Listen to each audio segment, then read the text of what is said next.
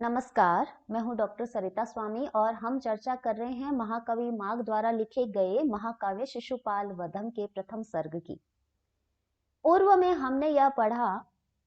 कि देवताओं का संदेश लेकर महर्षि नारद भगवान श्री कृष्ण के समीप आते हैं और शिशुपाल के अत्याचारों का वहां पर उन्हें विस्तार पूर्वक बतलाते हैं और यह कहते हैं कि केवल मात्र आप ही उसका वध करने में सक्षम हैं। शिशुपाल के पूर्व जन्मों को बताते हुए नारद जी कहते हैं कि पूर्व जन्म में हिरण्यकशिपु के रूप में उसने किस प्रकार अत्याचार किए उसको हमने पूर्व में पढ़ लिया था।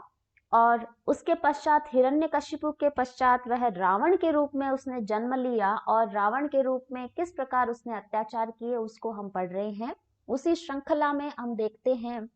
कि निशांत नारी परिधान धुनन स्फुटग साप्योरुषु लोल चक्षुषः प्रियेण तस्या अन अपराध बाधिताः प्रकंपेन अनुचकंपिरे सुरः। निशांत नारी अंतःपुर या रनिवास में रहने वाली स्त्रियों के परिधान धुनन वस्त्रों को उड़ाने के कारण स्फुटगसा अपि स्पष्ट रूप से अपराध वाले भी उरुषु लोल चक्षुषः उन स्त्रियों की जंघाओं को देखने समय चंचल दृष्टि वाले तस्य अर्थात उस रावण के प्रियेण प्रकंपनेन प्रिय वायु देव के द्वारा अन अपराध बाधिता बिना अपराध ही बंदी बनाए गए सुराहा उन देवों को अनुचकंपिरे अनुकंपित कर दिया अर्थात रावण से छुड़वा दिया। अर्थात वायुदेव के जगनोद्घाटन रूपी कृत्य से प्रसन्न होकर रावण ने बंदी बनाए गए देवताओं को मुक्त कर दिया। किस प्रकार उसने चातुर्य से यह कार्य किया कि रनिवास में रहने वाली स्त्रियों के पहने हुए वस्त्रों को उड़ाने से वायु का अपराध स्पष्ट था, किंतु वैसा करने से स्त्रियों के जघनों को विलासी रावण ने चंचल नेत्रों से देखा और जिससे अपराधी भी वायु रावण का प्रिय बन गया और बिना अपराध के पीड़ित किए गए या कैद किए गए देवों को छोड़ दिया। इस प्रकार वायु ने सब देवों को जो है उन पर अनुग्रह कर दिया और एक वायु देव के चातुर्य के कारण उसके सभी साथी देव बंधन रहित हो गए। तिरस्कृतस्तस्य जनाभिभाविना मुहुर्महिम्ना महसां महीयसां बभार वाष्पैर्द्विगुणीकृतं तनूनपात अधूम वितानम आधिजय। यहाँ पर यह बताया कि किस प्रकार अग्निदेव भी उनके रावण के द्वारा कितने अधिक पीड़ित थे कि उनको क्या मानसिक पीड़ा थी। तस्य अर्थात उस रावण के जनाभिभाविना लोक पराभव कारक लोगों को दबाने के कारण उनको पीड़ित करने के कारण महीयसाम महसाम अतिशय श्रेष्ठ तेज के महिमना महत्व से मुह बार बार तिरस्कृत अतएव कैसे तनु बहुत ही दुर्बल तनुनपात अग्नि ने आधिजय अर्थात मानसिक पीड़ा जन्य वाष्प से द्विगुणीकृतम धूम वितानम द्विगुणित धूम समूह को बभार धारण किया। क्या कहने का तात्पर्य है कि अग्निदेव पहले सबसे तेजस्वी थे, किंतु रावण के पराक्रम जन्य जो तेज है उससे पराजित हो गए। अतएव मानसिक पीड़ा को रोकने के कारण वाष्प रूप आंसू निकलने लगे, जिससे वे दुर्बल होकर अत्यधिक धुएं वाले हो गए। अग्नि का तेज कम दिखने लगा और ऐसा लगा कि अग्नि कम है, दुर्बल है और उनका जो धुआं है वो ज्यादा वहां पर प्रतीत हुआ। तो ऐसा लगा कि अग्निदेव भी उनसे मानसिक रूप से पीड़ित थे। अब ये अगला जो श्लोक है महाकवि माघ ने दो अर्थों में यहाँ पर लिखा है। एक सर्प के पक्ष में अर्थ निकलेगा और दूसरा दुष्ट व्यक्तियों के पक्ष में अर्थ निकलेगा कि किस प्रकार से रावण के पराक्रम से या उस रावण के उग्र स्वरूप को देखने के लिए, उग्र स्वरूप को अपने अनुकूल बनाने के लिए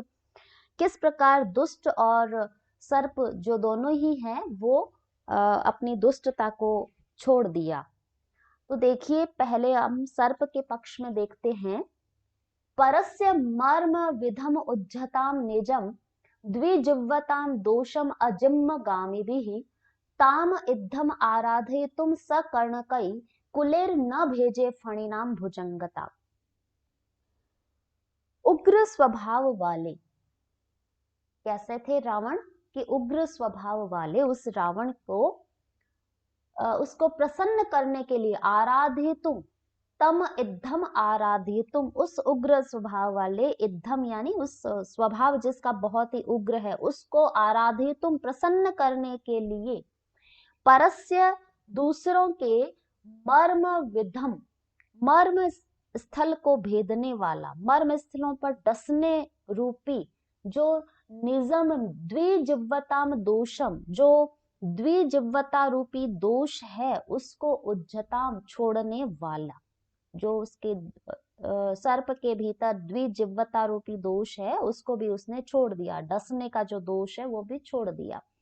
और कैसा है, अजिम्मगामी भी, सीधी चाल चलने वाला, और सकर्णकई, और कर्ण युक्त, कान सहित,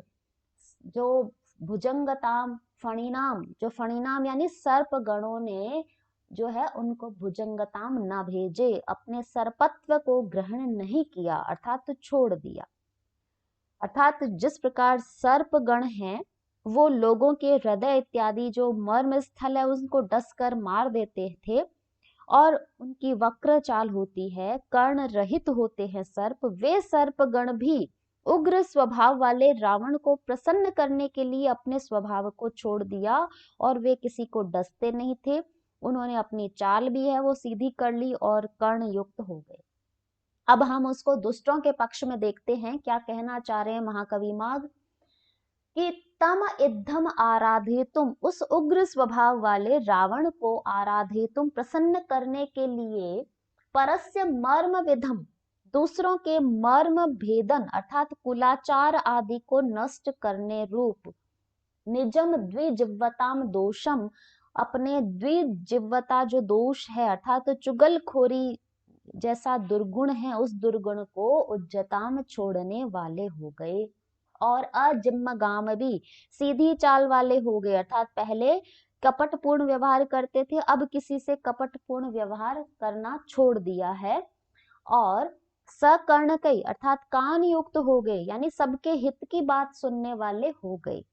तो ऐसे जो दुष्ट है, जो फणिनाम कुलई, जो दुष्टों का समूह है, उन्होंने भुजंगताम न भेजे, अपने दुष्टत्व को ग्रहण नहीं किया अर्थात छोड़ दिया। यानी जो चुगलखोर व्यक्ति होते हैं वे दूसरे के कुलाचार को नष्ट करने से दुर्गुण युक्त थे, लोगों के साथ कपटपूर्ण व्यवहार करते थे और किसी के हित वचन को नहीं सुनते थे। तो वे उग्र स्वभाव वाले रावण को प्रसन्न करने के लिए उन्होंने अपने इन दुर्गुणों को छोड़ दिया। अब यहाँ पर चुगलखोरों को जो द्विजिह्व और कर्णहीन कहा है वो इसलिए कहा है कि वे एक जगह जिस बात को कहते हैं दूसरी जगह उसके विपरीत बात को कहते हैं। तो इसकी दो प्रकार की जिह्वा हो गई ना, और मानो कर्णहीन या बहरे व्यक्ति के समान किसी के हित वचन को सुनकर भी उनके अनुसार कार्य नहीं करते या अनसुना कर देते हैं, केवल अपने स्वार्थ सिद्धि को महत्व देते हैं। तो ऐसे जो चुगलखोर व्यक्ति है उन्होंने भी और सर्पों ने भी, है ना, रावण के भय से अपने इन दुर्गुणों को छोड़ करके वो अपने स्वभाव को परिवर्तित कर लिया। इतना अधिक भय था रावण का। और क्या भय था, रावण का ही नहीं अपितु उसके गज समूह का क्या भय था उसको बताया है यहाँ पर। तदीयम मातंग घटा विघट्टितई कटस्थल प्रोषित दानव वारिभि ग्रहीत दिक्कई अपुनर्निवर्तिभि चिराय यथार्थ्यम अलब्धि दिग्गजय। तदीयम मातंग, उस रावण के गज समूह के, मातंग घटा विघट्टिते, गज समूह से आहत, कट स्थल प्रोषित दानवारी भी, और कपोल स्थल में मद जल से जो शून्य हो गए हैं ऐसे, ग्रहित दिक्कई, जो गज समूह है, जो दिग्गज है, अपुनर्निवर्त भी, पुनः न लौटने वाले दिग्गजय, उस दिग्गजों ने चिराय यथार्थ्यम अलब्धि, चिरकाल के लिए यथार्थता को प्राप्त कर लिया। क्या कहना चाह रहे हैं कि जो सभी 10 दिशाओं के दिग्गज निर्धारित होते हैं और उन दिशाओं के रक्षक होते हैं वह दिग्गज। तो पहले दिग्गज इच्छानुसार इधर उधर विचरण करते थे और उनके कपोल स्थल से सर्वदा मद जल बहता रहता था, और कपोल स्थल से मद जल बहना श्रेष्ठ हाथी की पहचान होता है। तो वो श्रेष्ठ दिग्गज जब इधर उधर भ्रमण करते थे, लेकिन जब रावण के हाथियों के झुंड ने उन दिग्गजों को पराजित किया, तब उन दिग्गजों के कपोल स्थल से भय के कारण मद जल गिरना बंद हो गया और वे पुनः अपनी दिशा में लंबे समय तक नहीं लौटे, और रावण के हाथी जिस दिशा की ओर गए वे उसी दिशा के दिग्गज कहलाने से बहुत समय तक दिग्गज अर्थात उस दिशा विशेष का स्वामी गजराज उस नाम की इस यथार्थता को प्राप्त कर लिया। तो रावण के हाथी दिग्गज बन गए और वास्तव में जो देवताओं के जो हाथी दिग्गज दिशाओं के रक्षक थे उनको हटा दिया। तो न केवल रावण अपितु उसके पशु भी इतने अधिक प्रभावशाली रावण के पराक्रम के कारण थे। अभीक्ष्णम उष्णैतस्य सौष्मणः सुरेंद्र बंदी स्वसिता अनिलैर्यथा स चंदन अंभ कण कोमलै तथा वपुर जलादा पवनेर न निर्भवौ। यहाँ पर ये बता रहे हैं कि न केवल देवता अपितु देवताओं की जो सुंदरियां हैं वो भी रावण के बंदी थी और उनके अनुसार ही कार्य कर रही थी। तो सौष्मणः काम ज्वर से संतप्त तस्य वपुः उस रावण का शरीर अभीक्ष्णम उष्ण अपि जो दुख के कारण अत्यंत गर्म, सुरेंद्र बंदी स्वसिता अनिले देवताओं की जो सुंदरियां हैं इंद्र सुंदरियों के निश्वसित निश्वास अनिलय वायु से यथा निर्ववो जितना आनंदित हुआ उतना, तथा सचंदन अंबह उतना चंदन युक्त जल कणों से और जलार्दय पवने और मृदु जल से सिक्त पंखे की वायु से न निर्भव उतना आनंदित नहीं हुआ। अर्थात देवताओं की सुंदरियों को जो है दुखी देखकर उनकी गर्म निश्वास जो दुख से निकल रही थी उनको उनके कारण रावण को एक तृप्ति महसूस हुई, एक बहुत ही आत्मसंतुष्टि, एक गौरवान्वित, एक गर्व घमंड का भाव उसके भीतर हुआ कि हाँ मुझ में इतनी शक्ति है कि मैं न केवल देवताओं को अपितु उनकी प्रत्येक उसकी वस्तु, प्रत्येक उनकी स्त्रियां, उन सब को मैं जो है अपने पराक्रम से बंदी बना सकता हूँ। तो उनके दुख को देख करके उसको बहुत ही संतुष्टि प्राप्त हो रही थी, ये कहना चाह रहे हैं। अर्थात रावण का इतना अधिक भय था और सभी उनसे अत्यंत भयभीत थे। तो यहाँ पर रावण का वर्णन चल रहा है और आगे के कुछ श्लोकों में हम और पढ़ेंगे। तब तक के लिए आपकी यदि कोई जिज्ञासा हो तो आप कमेंट बॉक्स में जरूर लिखना। धन्यवाद।